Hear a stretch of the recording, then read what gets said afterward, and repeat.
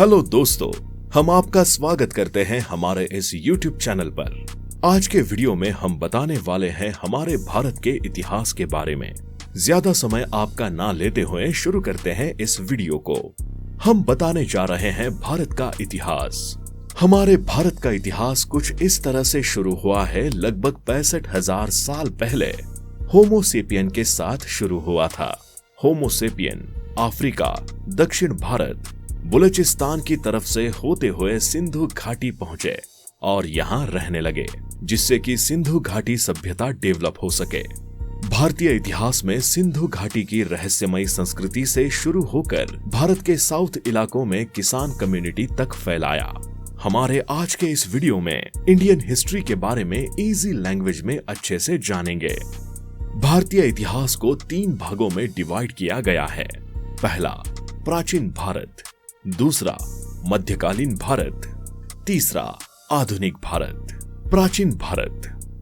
प्राचीन भारत के इतिहास में स्टोन एज के बारे में बताया गया है। इस्लामी आक्रमण के बाद भारत में मध्यकालीन भारत की शुरुआत हो जाती है। Ancient Indian history. Pre historic times 40 lakh BC से 1000 बीसी। इस समय में मनुष्य ने आग और पहिए के बारे में पता लगाया था, इसकी खोज की थी। इंडस वैली सिविलाइजेशन 2500 ईसा पूर्व से 1500 ईसा पूर्व सबसे पहले नगर की शुरुआत इंडस वैली सिविलाइजेशन मानी जाती है। हिंदू धर्म और कई परिवर्तन 600 ईसा पूर्व से 322 ईसा पूर्व के समय में कास्ट सिस्टम अपने अंतिम समय पर थी। तभी महावीर और बुद्ध का जन्म हुआ था। मौर्य काल में 322 बीसी से 185 बीसी में चंद्रगुप्त मौर्य द्वारा बनाए गए एम्पायर में पूरा उत्तर भारत आता था।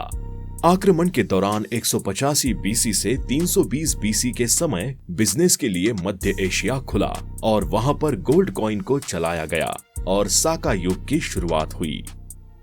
पहला, गुप्त एम्पायर। दूसरा, हर्षवर्धन एम्पायर। तीसरा, चोल एम्पायर। चौथा, उत्तरी एम्पायर। सिंधु घाटी की कल्चर के साथ हमारे भारत का इतिहास का जन्म हुआ था। हड़प्पा कल्चर की शुरुआत भी यहीं से हुई है। सिंधु घाटी की सभ्यता दक्षिण एशिया के वेस्टर्न हिस्से में लगभग 2500 बीसी में फैली हुई है। सिंधु घाटी की सभ्यता 4 भागों में डिवाइड की गई है। पहला, सिंधु घाटी मिस्र। दूसरा, मेसोपोटामिया। तीसरा, भारत। चौथा, चीन। 1920 तक सिंधु घाटी की कल्चर के बारे में कुछ भी ज्ञान नहीं था। जब भारत का फिर से बंटवारा हुआ तब इस घाटी की खुदाई की गई थी। तब उन्हें 2 पुराने शहर के बारे में पता चला, जिनका नाम मोहनजोदाड़ो और हड़प्पा। यहाँ पर कई सारी चीजें भी मिली थी, जैसे कि घर का सामान, युद्ध के हथियार, सोना, चांदी, मुहर, बर्तन जैसी चीज मिली थी। हड़प्पा की कल्चर में अनाज, गेहूं और जौ उगाने की कला भी थी। यहाँ पर लोग अपना खाना ऐसे ही तैयार करते हैं। उस समय के लोगों ने सब्जियों और फल के साथ मीट, अंडे जैसी अन्य चीज खाना शुरू कर दिया था। ये भी जानने को मिला था कि वो लोग ऊनी और सूती कपड़े भी पहनते थे। हड़प्पा सभ्यता यानी कि कल्चर 1500 वर्ष के बाद खत्म हो गया था। कई मुश्किलें आने के कारण से सिंधु घाटी की सभ्यता भी नष्ट हो गई थी। गुप्त एम्पायर के 2 राजा थे, समुद्रगुप्त और चंद्रगुप्त।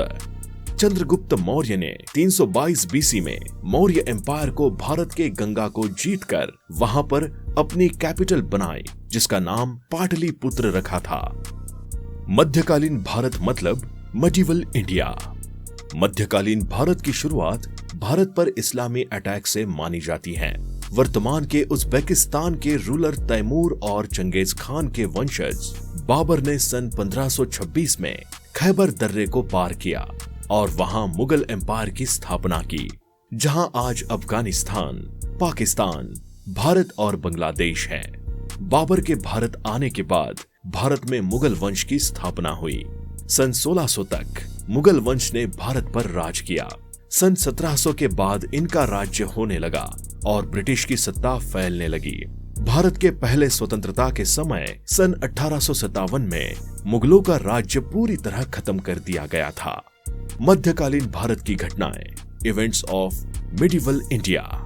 शुरुआती मध्यकालीन काल के यानी 8वीं से 11वीं सेंचुरी, इस समय में गुप्त एम्पायर के हारने के बाद और दिल्ली सल्तनत का प्रारंभ हुआ, जिसके पीछे भारतवर्ष कई छोटे राज्यों में बटा हुआ था।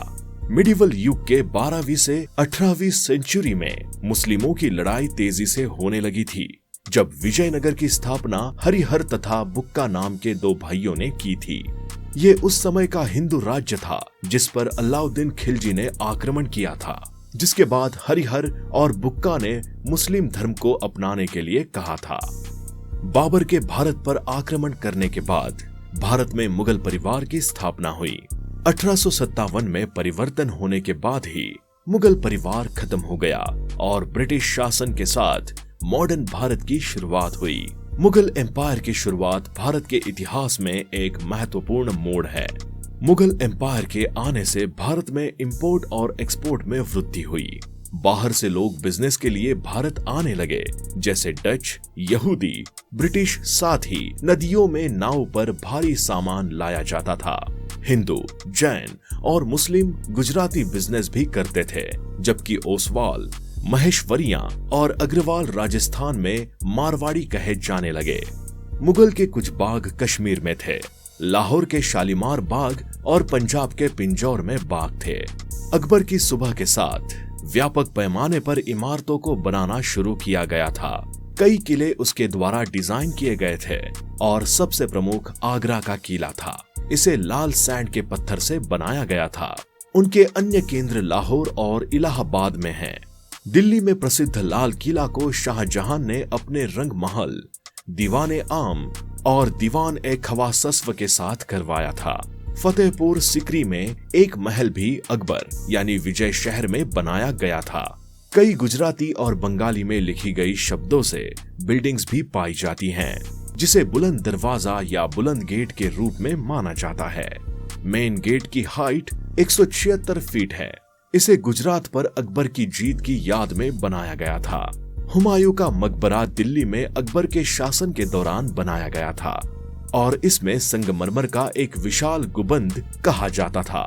अकबर का मकबरा आगरा के पास सिकंदरा में जहांगीर ने बनवाया था। ताजमहल का रंग पूरी तरह से सफेद संगमरमर से बना था, जिसमें कीमती पत्थरों से बनी दीवारों पर डिजाइन बनाई गई थी। मुगल काल के गिरने से लेकर भारत की आजादी तक और वर्तमान के मॉडर्न भारत को अच्छे से रैंक में रखा गया है। 20वीं सदी से शुरू अंग्रेजी शासन से स्वतंत्रता पाने के लिए भारत में संघर्ष शुरू हो गए थे। इस समय काल ने आंदोलन, क्रांति, विरोध को जन्म दिया। अवध भारत का एक ऐसा एरिया था जो अब उत्तर प्रदेश राज्य का नॉर्थ ईस्ट भाग है। इसने अपना नाम कोसला की राजधानी अयोध्या के नाम से लिया और 16वीं सेंचुरी में मुगल एम्पायर का हिस्सा बन गया।